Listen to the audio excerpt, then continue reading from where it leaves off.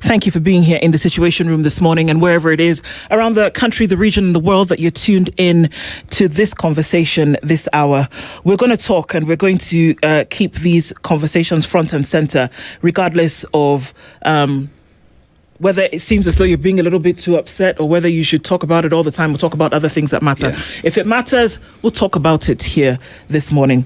We're going to get into a conversation at this hour, and we're going to be looking at a number of things as concerns where we are with the country, with whether they're political alignments, national unity and politics, perspectives on bipartisan unity, whether you can have such a thing, government performance, and opposition initiatives.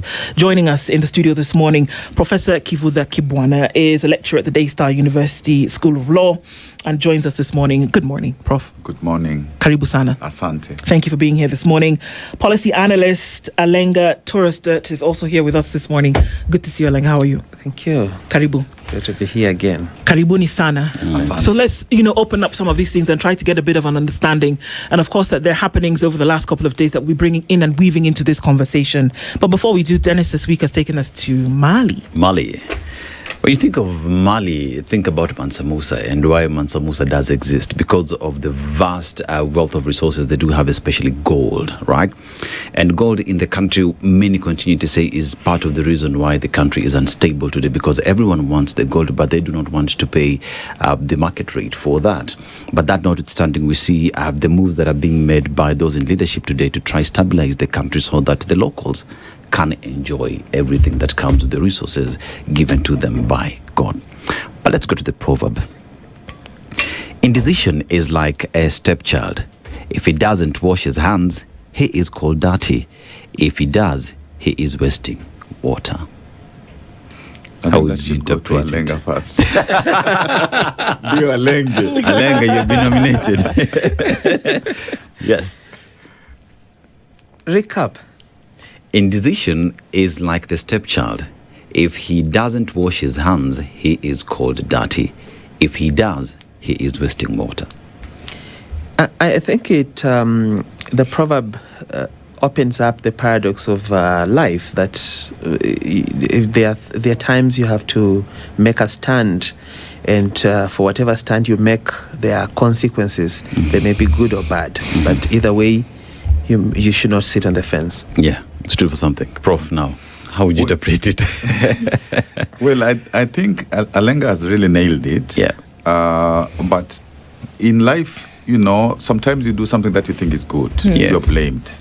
You do something that perhaps is not good. You're blamed. Mm-hmm. So sometimes you ask yourself, what should I do? And therefore, you still need to do what you consider right and move on. Yes. But about Mansa Musa, with all those riches, I remember him going to Hajj. Yeah. And he carried so much gold. He was, distributing all over the world. And up to now, he's like the richest African leader. But was very generous and drove his country very well. Very well. Yeah. He actually, when we talk about Timbuktu, and how he changed that to be a center of religious education. Just think about how he was thinking at the time. Yes. Okay. It's very interesting that we talk about riches that are being given out, but then how he then got those riches is very interesting as well, if you follow that story. And if we're able to make the connection with what's happening around the African continent today.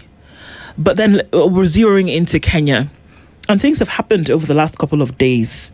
And when we talk about development of the country, government leadership, and what is happening, are we able today, and we'll start with you, Prof, to look beyond an election as to the development agenda we're seeing taking the day? Can we separate the general election that's coming in 2027 from the things that we see happening, whereby 2060 is now the new target, or that community elders make it to State House and certain promises are being made in terms of what's going to be given to them? We have to do a split screen and see that happening, where on this other side we see health workers who are on strike, and essentially that has paralyzed medical operations in public facilities. can we divorce this agenda from the election in 2027? Well, I think, unfortunately, in our country, it looks like leaders believe politics, or how they play politics, that is the development. Because even after 2027, and God forbid that there will be, conflict, the politicians begin immediately to campaign for the next election. Yeah. And this is what has happened, most of the time in our country. And as a consequence, there is no focus on what were you wanting to come into the position to do. So that is one, negative culture that we have to debunk, so that people know you say what you think you're going to do, what's your manifesto, what's your agenda, what's your vision. And when you come into power, even before you come into power, like now, if you ask a lot of these political players, they may not exactly tell you what their agenda is. And you're supposed to actually think through, what it is, try to socialize it with the people. And therefore, when you are elected, spot on, you begin to implement. But in our situation, the focus is how do you get power? How do you maintain power? And it's incidental, most of the times, what really you will do with the people to secure, their development. Like now, there isn't much one can say has been done regarding young people, 75% of the population. And now it's only 1 year away to the next election. So I think we have to deal with this malaise of people are forever campaigning for power and not really asking, what is this power for? I mean, Alenga, right now we're being treated to Vision 2060. It's cool. But I personally look at Vision 2027. And why is that important to me?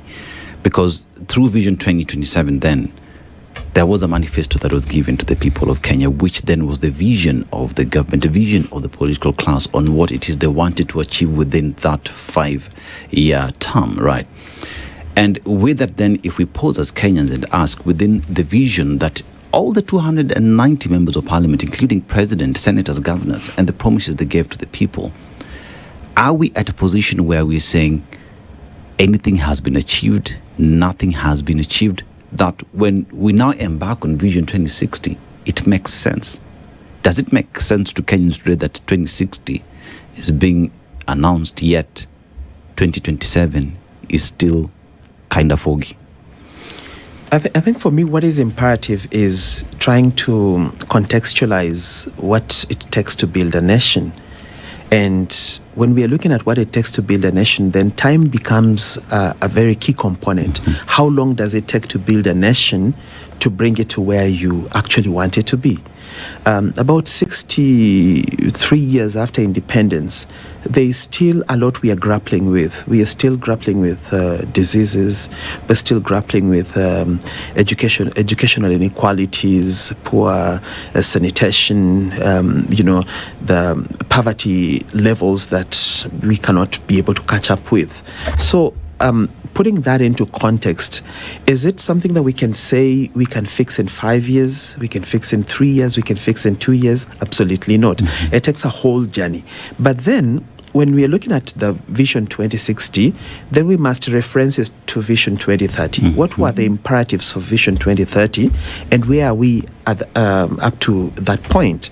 So for me, I think it's important to consider another Vision 2060, because the issues that existed in while we were drawing Vision 2030 in 2018, in the year 2008, are very, very different. At that time, we did not have issues like the exponential growth of the internet, things like AI, scientific innovations. And right now, we are at a time where we're trying to compete with the entire world. And these are the issues these are the emerging issues. So how do we remap ourselves onto these emerging issues? And then now we can enter a different space where our competitive advantage will be perhaps how we adopt technology, like compared to other nations, other than our own individual pursuits as a country. So therefore, I see a conflict between where the world is, and as Kenya is playing catch-up game, where are we? And then when you bring it down to our own nuances, our local nuances, how do they fit in the international market? How do our domestic politics fit in the international market? Because today we are entering a space where you cannot afford to enter with tribalism, you cannot afford to enter with hate for one another, you cannot afford to enter with sloganeering. So it's a deeper conversation, and for me, I would like us to slough it off the garment of 2027 so that we see clearly. Is it about a certain president? Is it about the leadership of the country? Or is it about the Kenyan people? So where do we want to be as a Kenyan people? We could contend about who's in power today, but even after this regime is gone, we have a country to fix. And we have a global market that is not waiting for us. Okay. Now, so there seems to be like so many moving parts to put into a vehicle, but unfortunately, it's not one vehicle. It seems to be different moving parts of different vehicles all at the same time, and we're trying to get somewhere. In all of this, Prof, how much does leadership matter to then bring out the right vehicle with all the correct moving parts to get where you want to go? Okay, maybe before attempting to answer that, just to say one thought. Before coming to Vision 2060 or 2063, I don't know why it wasn't 2063, because that's the African agenda date. One would have first of all looked at Vision 2030 to evaluate what have we done, what is still a supplement, what is it that we haven't done, so that you make that part of a new vision. And again, I think it would have been important to actually indicate what is going to be the role of the citizens in terms of coming up with this vision. Is it just something that is going to be done by consultants, and then later it is presented to the people as a fait accompli, even if they are told there's a bit of public participation that is required of you? So I think sometimes you can begin something that you believe is important, but the way you begin it, from the word go, people just write off the initiative, and then you begin to ask, how come people are refusing a national conversation on this particular vision? And of course, there is the question of the previous visions. Have they been like the 2022 vision, bottom-up vision? To what extent has it been implemented so that you can give people comfort that whatever is now being proposed will be implemented? But I would imagine since 2060 I will not be around, others will debate this question. You may just be there. Those are many years. But now about leadership. Actually, at this point in time, we can see, several, as you said, several parts, several groupings, which are trying to, first of all, advocate for their positions, and hoping that there will be a coming together, especially with the opposition, and the president also wooing many groups so that they also come to his side. and if possible, also trying to ensure that the opposition is not cohesive. And of course, we know that what we are calling development, what we are calling the country to go forward, everything rises and falls on leadership. And it is at whatever level, whether it's family level, whether it's school level, wherever. So one of the things that we have missed over time in our country is this division of leadership, so that there is,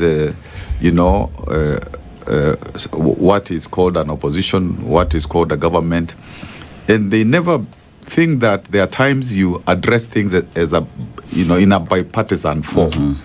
Actually, the people who try to do that are the governors, because even when they're elected from different parties, particularly at the beginning, they would see issues that required their common attention, whatever political party you're coming from.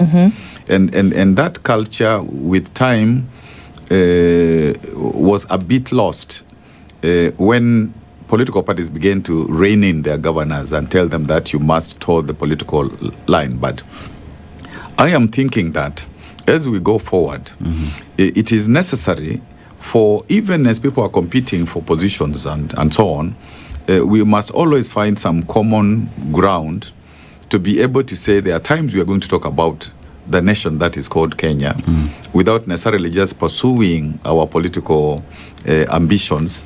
Because if you don't create that space, then it means that when you have conflict, you have to ask for their anans, you have to ask for, outsiders to come in. Yeah. And if people don't believe even the religious sector can be a broker, if they don't believe, anybody, business people,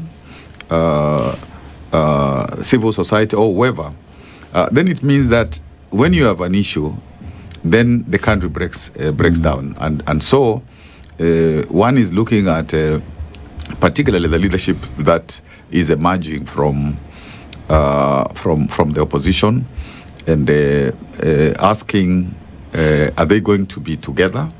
And even if they are going to be together to promote what agenda? Because again, the young people are waiting to see who is going to stand up for them with an agenda that addresses the issues. And it's not just the young people, all Kenyans. So I can say that as of now, one can see a leadership deficit, but that does not mean that it will not rise to the occasion. We are waiting to see how it arises to the occasion. Yeah. And with that, you've mentioned something on bipartisan conversations or unity that needs to happen, whether it's in the leadership class. But that seems to be something that we don't see quite often in the country. Say, case in example, even when you talk about if it's a finance bill, there is no where you'd say both sides are coming together to discuss this matter without dragging anyone on the dart. When it matters to do with security, we don't see that. It's always everyone pushing on the other or pulling on their side. But then again, Alenga, how does that affect nation building and moving together as a country, when you look at the example that is being set at that macro level, where everyone is divided, say wananchi wako pamoja, but if that is the example that is set, how does that affect the nation in moving forward together? Well, one thing we really have to work on is depoliticizing every conversation in this country, because every conversation starts from a political perspective and ends with a political perspective, so that we are not able to see clearly that what are things that generally must be developed for the sake of the country, and what are things that now we need to take positions depending on what side of the divide that we will support. Take, for instance, if you're going to build a road in the year 2026 and there is an election in 2027, what makes it a bad road because it was built 12 months to the election? It doesn't make it a bad road. There is no wrong time to make the right decision. And so I think this conversation has to start from the leadership of the country, and leadership means the people that we elect into offices. Are they giving us the correct trajectory, or are they sparking the right conversations. But we cannot forget a very key component of democratic processes all over the world, and that is the media. What type of conversations does the media incentivize us to participate in? Because media sets the conversations, it frames issues. So what type of issues are we going to perpetually frame so that the citizens can look at them? Do we oppose everything just for the sake of opposing, or can we grow from our mistakes? Because I picture a country where if the healthcare system is not working, then we ask ourselves, this is SHA that we have. What are we getting right about SHA, and what are we getting wrong about SHA, and how can we bridge this gap? And then we work from there. But also, it takes the initiative from government to be willing to accept that we may not get it right all the time. But you see, we have a situation where government believes it's right all the time, and the citizens believe government is doing the wrong thing all the time. But then who sets these conversations? The political class and the media. So if these two components now start unpacking things in a clear manner so that we break them down to simple, nuanced narratives that Mama Mboga can chip in and have their contribution, the border guy can chip in and have their contribution, that's how a nation is built. But a nation is not built by scattered opinions. So that if I am, and now there's also another issue that comes in. We could have a political divide that constantly opposes what government does. And then maybe something happens and there's a working relationship with the government, and suddenly everything becomes right. It's called broad-based. It's called broad-based. So that's what leaves the common mwananchi asking. But this guy was saying this is bad. How? At what point did it turn right? So, do we include mwananchi in these conversations and in our Damascus moment so that they also buy into that conversation and we all flow together? It's looking around, this development agenda and whether there is the need for unification and opposition. It seems as though that already seems to be taking a bit of a blow, whether there will be a unified opposition. And the argument that has been given so far is that in order to remove what is seen in some quarters as the problem, that you need to be unified in order to do that. But does it matter then what happens after? I mean, very clearly, the president has said, well, you people say that I need to get out of here, but you've not told me what the solution is to all of this. And they, on the other side, are saying, we just need you to get out first, and then we can deal with the damage. Yeah. Is that a good enough plan? Part of what is frustrating, like to a student of constitutional law and constitutional politics and constitutional history, is the senior people in leadership today, at some point or the other, they have worked together. So if they have worked together from Moi days, then and once in a while they're in the same government. So when they come and they divide themselves in very clear terms, then again one must wonder, and this is a point which was made before, that they can be criticizing, then the following day they're invited into government, or they invite themselves into government, and then whatever they were saying was not right is now right. So it's only that the citizens have not been able to understand, because of lack of civic education, because of promotion of tribalism, tribal politics, they have not been able to understand that they're being played. And they're being played, big time. So even as I would imagine, if I was the president of Kenya and everything that I do, I'm told it's no good. There is no single day that even some small thing, people will say, well, we think that was right.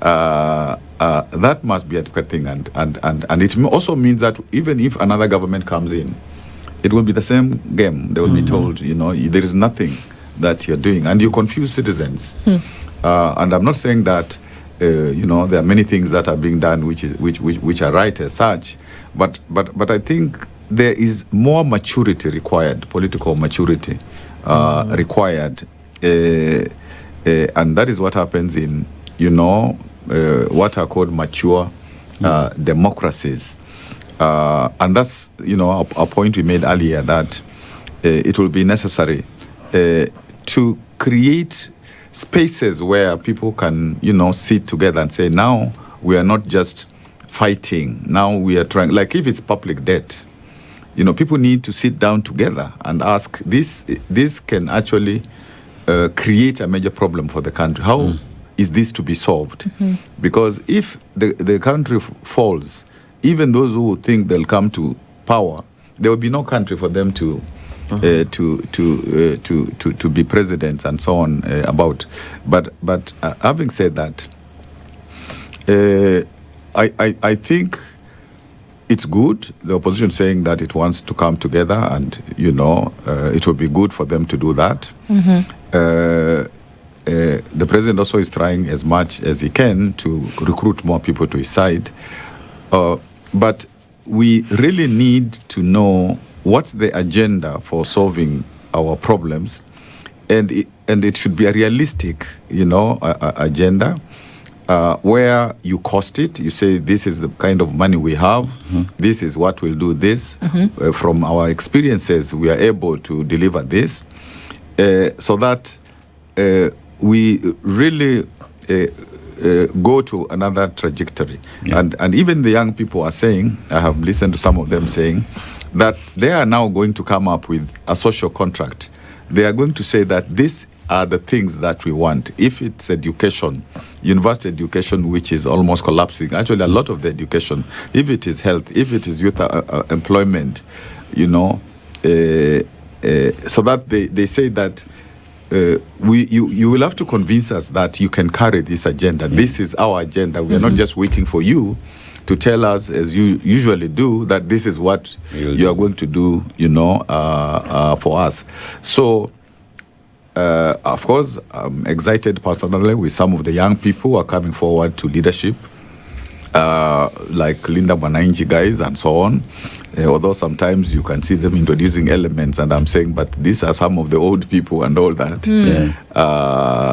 I would personally, just want to be able to advise to, not to, my time was in the 90s, and like with Orengo and our Moite and all those guys. So I think the country needs a pause, so that even as people come together, they first of all respect each other, not this abuse of left and right, and they respect the citizens by talking truth to them and not just spewing vitriol. But of course, I'll be told that in politics, you put your enemy down and then you succeed. But I think we need to find a new formula for doing, our politics. I think what Prof is alluding to is issue-based politics. And that has been said that is what is lacking in the country, because like what we've seen for a while is politics of sycophancy, how much can I bribe? It is a question of sloganeering, which is the catchy phrase that I need to come up with to entice the masses. But like Prof has said, we don't see where individuals coming to say, on education, the funding model, this is what we have. This is my proposal, and I implore on Kenyans to come. We have a discussion on how this will be fixed. That it is not only an agenda coming from the political class, but that Kenyans as well are included, and they understand exactly what the plan is moving forward. Our agenda on security, our agenda on economy. We have debt. I remember we're told that we will not borrow debt, you stop digging. What is the conversation with Wananchi on these issues that is a concern to them across the political divide? How do we fix politics of sloganeering and now start having issue-based politics that includes Wananchi? Interestingly, one of the key pillars of the Vision 2030 was the political pillar, which stipulated that we need to have a democratic process that is issue-based, result-oriented, and people-centered. So that is well captured within that. But then when you look at the ground, you actually see we are too far away from actualizing that. But then the political games that Prof referred to happen in this way. We just switch sides and then we compel the citizens that we have actually changed. Today, there could be a movement. Maybe you and I start a movement and we say we want to change this country. But then every time there's a movement in this country, every time there's a moment where you anticipate credible change could take effect, it is always hijacked by the same characters that have underperformed in the past, have been part of corrupt governments, they have dark history, but they just wash themselves overnight and they come and say, we're now pushing this conversation. And when they do so, then Common Mwananchi says they are fine. But then how do we empower our citizens in such a way that they're not going to vote for political parties, but they'll go deep down to understand who is this person, what do they stand for, and what contribution can they make if they are elected? Because what we do is just we vote parties. Today you'd vie on party X and everybody says, if you're coming with that party, we don't want you. It doesn't matter how good you are. It doesn't matter the leadership qualities that you have, the integrity that you have, the vision that you have as a person, but they would deny you that opportunity because you did not enter into the outfit that Mwananchi wanted. The political razzmatazz that is created every time gets the person on the street thinking about the slogans more than the substance. Yes. But then how do we move away from that place?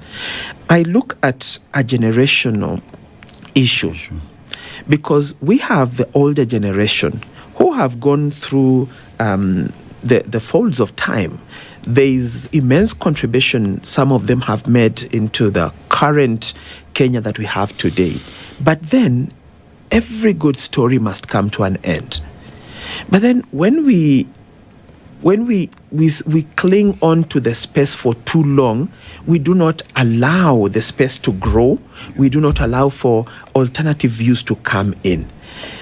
Then comes the question of the cost of politics in this country. Because you may have the ideas, you may have the will to change your country, but the political cost is way too high. How much does it cost you to become even an MC in this country? How much does it cost you to become an MP in this country, leave alone presidency? So that shutters out a lot of alternative views from the space. Then it becomes very clear that the person who has been in politics since 1992 and is not going anywhere anytime soon, then has enough money to run a political campaign for his local MP seat, to run a political campaign to become governor, to run a political campaign to become president, and so on and so forth. So that attachment of our electorate to what they can get from the politicians is what brings us here. Because the one who has the money is the one that now carries the day. And when that happens, then it becomes difficult for us to evaluate people based on the content of their ability, their character, and their personality.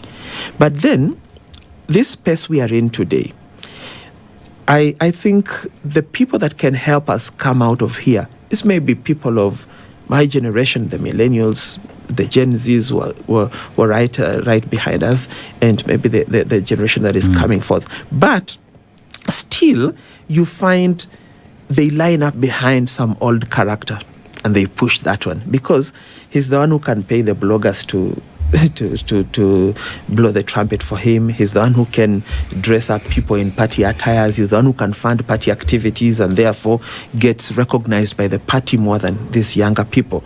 So how do we now use the numbers that we have and the political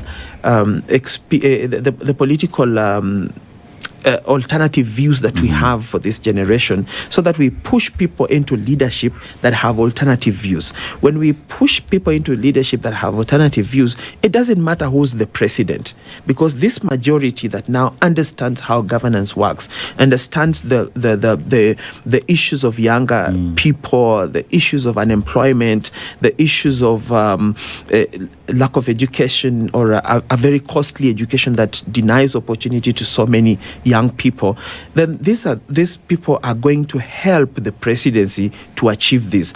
But as long as we line the parliament, the county assemblies, the Senate with very old people that cannot really, walk away from our past way of doing things, then it becomes difficult to convince these people that there is lack. There's a population that is accumulating degrees and going nowhere with those degrees. They don't understand, because in the 80s and the 70s, you only needed to persevere through the school system and it would reward you. Today, it's different. So who understands that better than the people that have grown through the same challenges? Do we have any business, though, wanting to... aspiration, I believe, is good, and I think it is necessary for any developing nation, and that you then put, the boots on the ground for that aspiration to become a reality, and that you should want to grow. But can you do that at the behest of the basics that haven't been taken care of? I mean, we're here and we're talking about health workers on strike, for example, and that a lot of operations in medical facilities, in public medical facilities across the country have been paralyzed and will continue so until a basic agreement is met. And that we wake up on Monday morning to news of another gentleman who's been killed, beaten to within an inch of his life in police custody. So we talk again about the security of Kenyans. We talk about the health of Kenyans. We're now a bit worried because we're getting towards exam season and the invigilators for last year's exams are yet to be paid. We're talking about people who are still walking for kilometers every day. Even now, as we speak, they're looking for water to drink and use in their homes. We've been told that August and September are going to be incredibly dry months, essentially pulling Kenya again into that drought situation, which is going to require food rationing. I can go on, and it looks as though we're pointing out the bad things. But the point of this is to ask, can you aspire to sit at the first world table when your legs are not working? There are certain things that you must put in place to get there. Can you do that? What you're saying is like what the leaders should be saying and wondering about and asking themselves such basic issues. When you have all these challenges, what are you doing about them?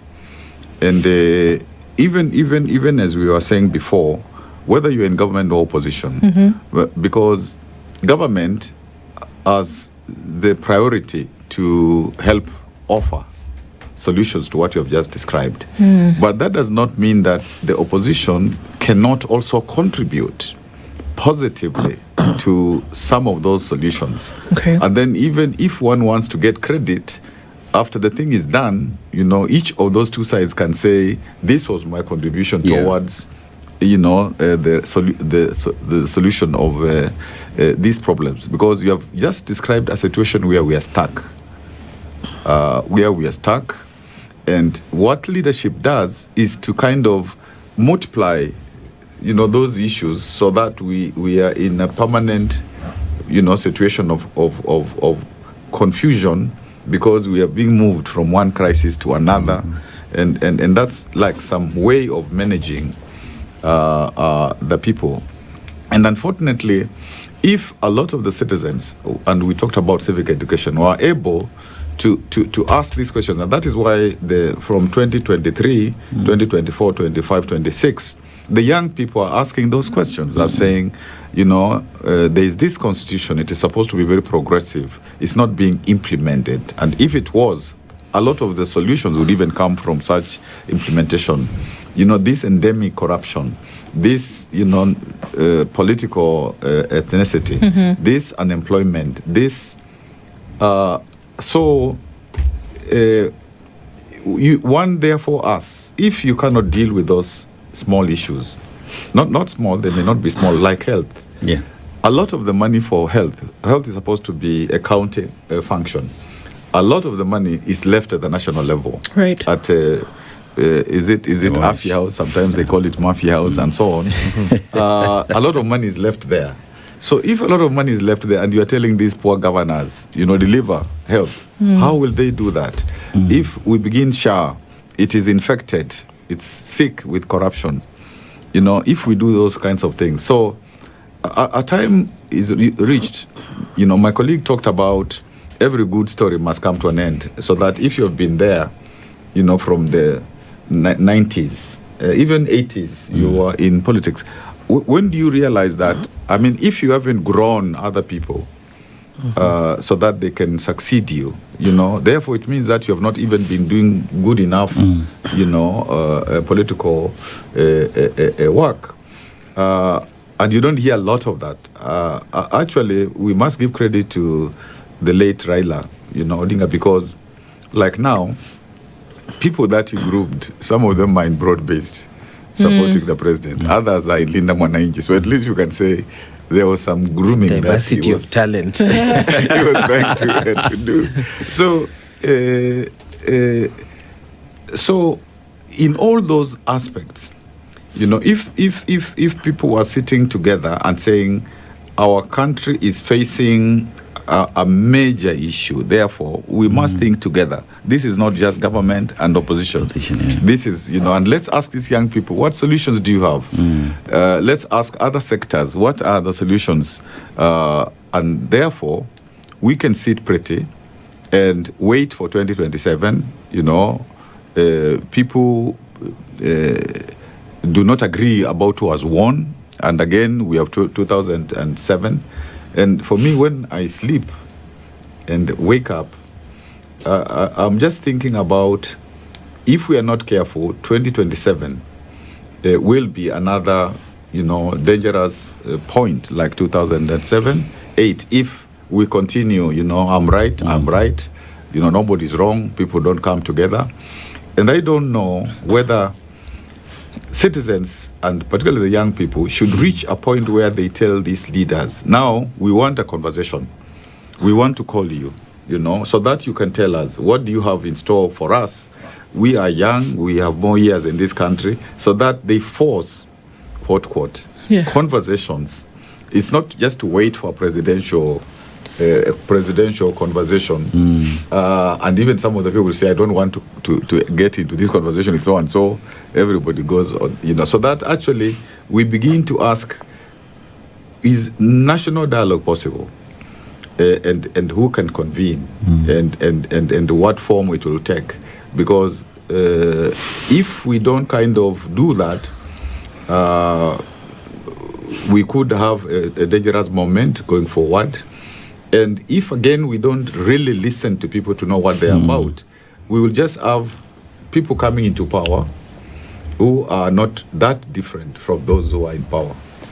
Lenga, would you reckon, because it's not the first time I'm hearing that 2027, if we're not careful, might be worse than 2007.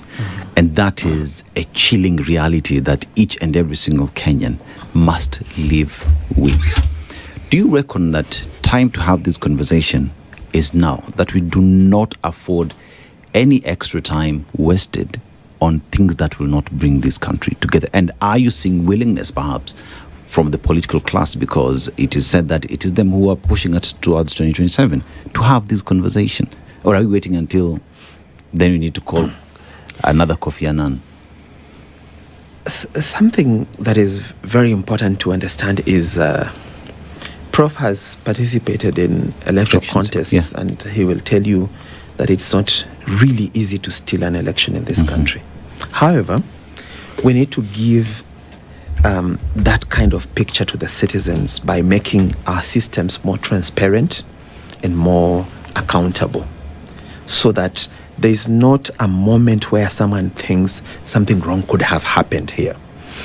But again, how do we ensure that 2027 is a good year where we go into an election, we go home and do our stuff, and we wait for the results? One very important thing in this country is that we need to arrive at a place where political bad behavior has consequences.